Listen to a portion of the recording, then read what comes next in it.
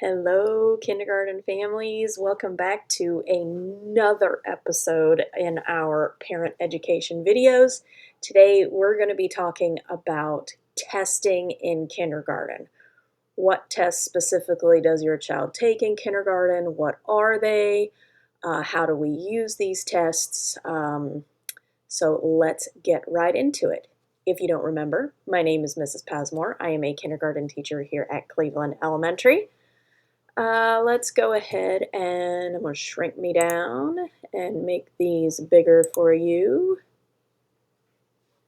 And here we go, testing in kindergarten. So what tests do we take this year in kindergarten? There's actually four.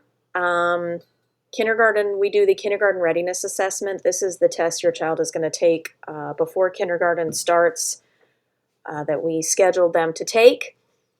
After that, we have the NWEA MAP reading and math growth assessment.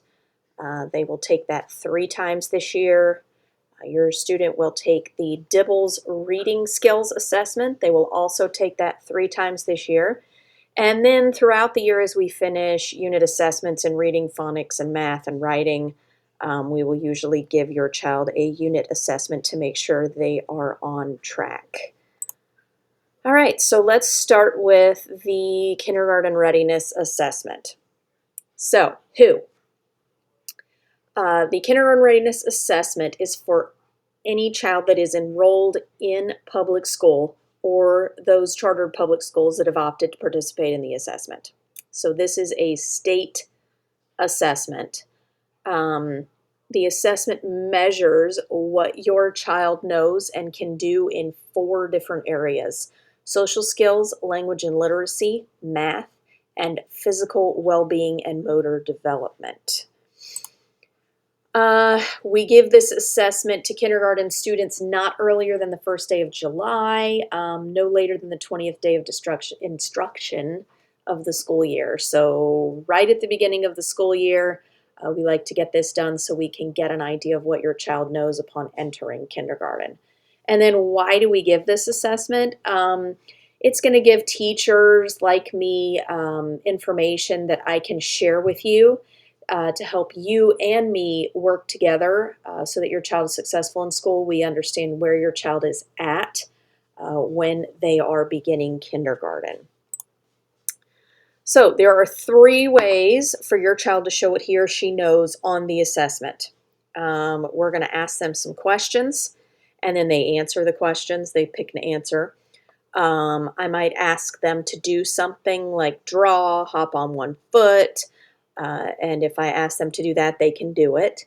Or if I'm just observing them in the classroom or at recess, I can check off different skills that I would notice that they are doing as well. A lot of times, like climbing upstairs with alternating feet, being able to cut with scissors, these kinds of things will give the entire class an activity, and then we'll check to see who can do that activity, and I'll have a checklist and I'll check it off.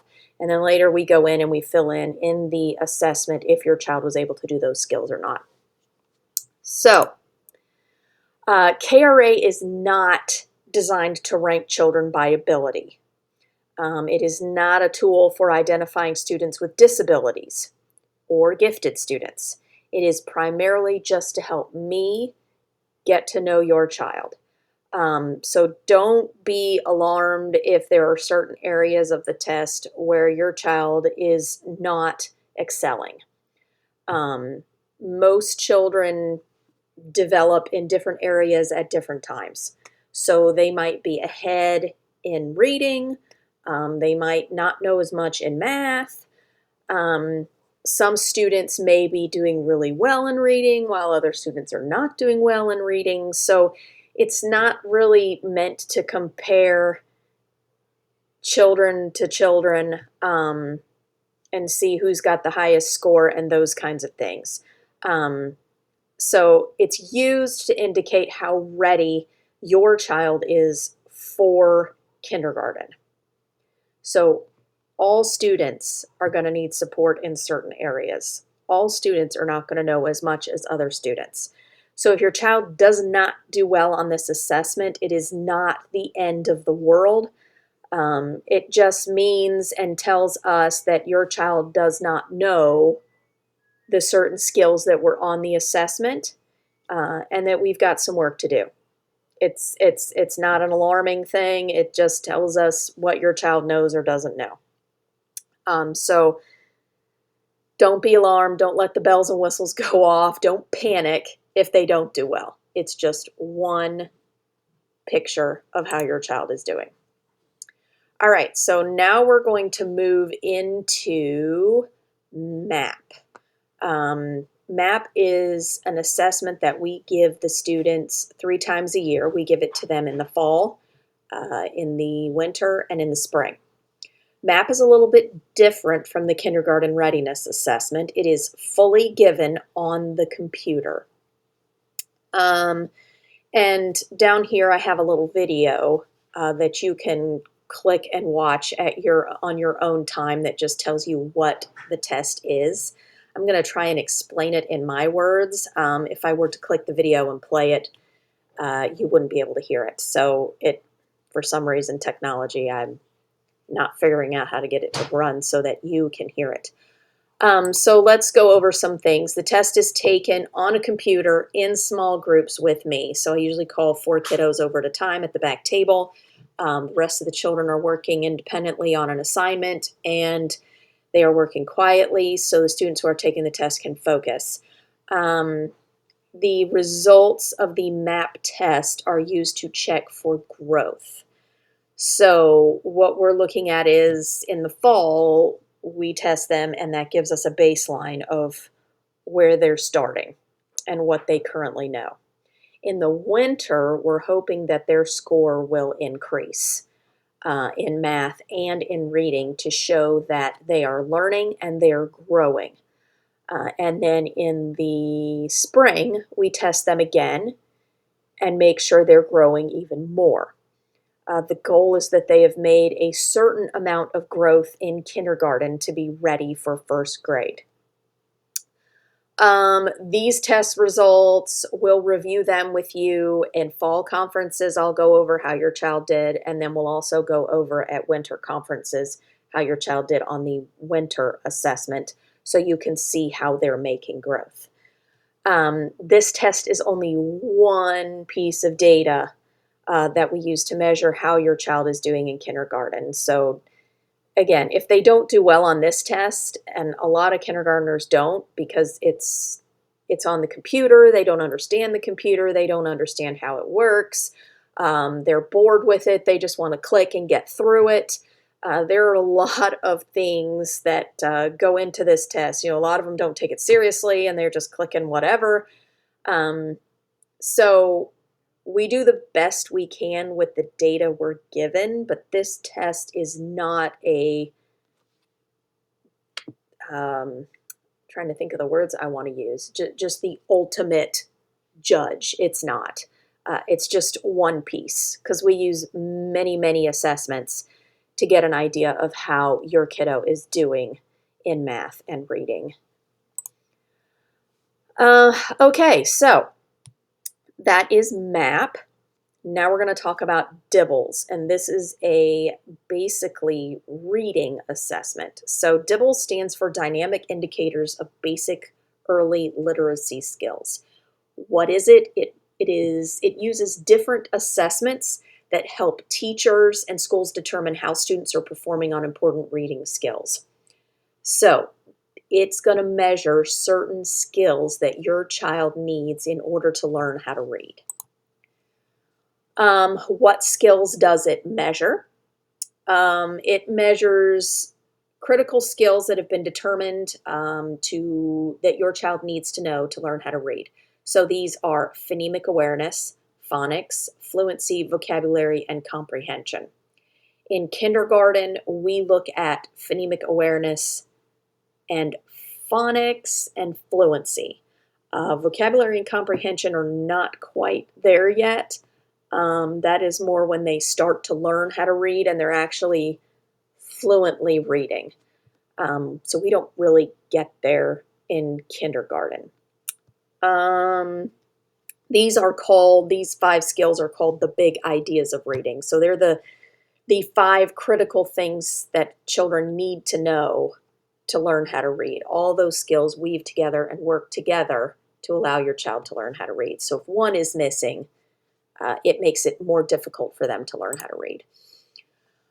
So how often do we give them the DIBELS assessments? So DIBELS, we have something called benchmarks and we have progress monitoring. So benchmarks are given again, just like MAP, in the fall, in the winter, and in the spring to make sure your child is making adequate growth.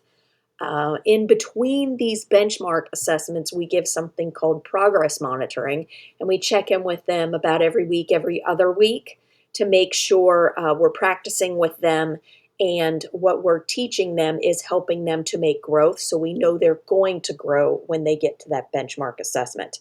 And if they're not making growth in the progress monitoring, then we need to change something in how we're teaching them or give them more instruction, and they need more than what they're currently getting to help them grow. So that is how often we give the test. It does not take that long to progress monitor. The benchmark test usually takes like, I don't know, 2 to 6 minutes to give. By the time they're done with the benchmark, the whole thing, I'm going to say it's more on the 6-minute side. Literally, the progress monitoring is 1 to 2 minutes. They're really quick. They're just 1-minute timed tests to see how well they're doing in the skills we're working on. So it doesn't take a whole lot of time, which is also nice. These results in DIBELS are going to be used to make sure your child is on track for learning how to read. If they are not meeting the goals that we establish in DIBELS that they need to be making, then we know we need to provide them extra help. A lot of times the data from this assessment can be used as an indicator for possible special education needs. So we use this assessment for a lot of things to help us kind of see how your child is making growth in reading and understanding how to read, and if they're on track to learn how to read. So this one is a really, really cool assessment that helps us out a ton. All right, so the final assessment that we give in kindergarten are just unit assessments, and these are the typical things you're used to getting in school. It's not given on the computer. It's usually paper and pencil, one-on-one with myself or Ms. Tornia. We might give them in small groups. They're just unit assessments for when we finish up a unit. So in reading, if we've been reading about plants, then at the end of that unit, we would take an assessment on vocabulary, certain things they learned about plants to make sure they have their reading comprehension. Things like that would come in a unit assessment. Same thing with phonics, writing, and math. We give unit assessments for all of those. This is just to check and make sure they learned the content that we taught them within the unit. Then that way, when we get to the report card, we can check off that they've learned those skills and they're good to go. Usually, unit assessments are given about once a month within the subject area. It depends on how quickly we move and how fast we complete a unit, but we always give one when the unit is completed. Completed and graded unit assessments we're going to send home to you. Once they've been graded and we've reviewed them with the students, we send them home with you so you can go over them with your kiddo. Again, this is one data point. So it's factored in with MAP, it's factored in with DIBELS, it's factored in with KRA. It's one data point of 4 that we use to make sure your child is making adequate growth in kindergarten. All right, so with all these tests, how do you help your child be ready to take these tests? So no studying whatsoever is required for the KRA or the MAP growth assessment. Practice is recommended for DIBELS, and it's recommended for unit assessments. Classwork and homework is usually a big piece that's critical for understanding and mastering the skills taught in the unit assessments. As long as your child is doing classwork, they're completing the classwork we do at school, and they're doing their homework, they should be totally fine with the unit assessments. As far as practice for DIBELS skills assessments, we will give you things that you can use to practice at home for those to help your child increase the points that they gain in their progress monitoring and their benchmark numbers for DIBELS. To do their best, students need a good 8 hours of sleep the night before the test. Make sure they go to bed on time. Make sure they get a really good night's rest. Make sure they come to school on the day of testing on time. Make sure they eat a healthy breakfast at home, or you have your child to school on time for breakfast so they can get something in their stomach and their brains are ready to do their best. Also at home, you can discuss with your child that these tests are important and that they need to do their best, and it's not made for them to play around or click or talk to their friends during the test. Kindergartners, this is the first time they're exposed to anything like this, so it's great if you talk with them and let them know it's not a time to talk, it's a time to think, it's a time to do their best and show the teacher what they know and not just click or give random answers. But like, no pressure, just, do your best and listen to the teacher. No big deal. All right, so that is all the information I have for you today on assessments. I am going to send you the link for the MAP video. So if you want to learn more about MAP, you can do that on your own. I'll let you be able to click that link and you can watch the video, listen to it. And then I'll also send you these slides. You can go back and read through them in case you want to go back and reread and find something you might have missed or whatever. But thank you so much for tuning in today to today's video. I hope this helps you understand a little bit more about the testing that we do in kindergarten. And again, every test that we give, we're always going to share the results with you. You will either hear the results at conferences or you will get them in your child's folder. So always check your child's folder to make sure that you're getting all the information that you need about your kiddo. Thank you so much for tuning in, and I will see you for our next topic in our next video. Have a great day.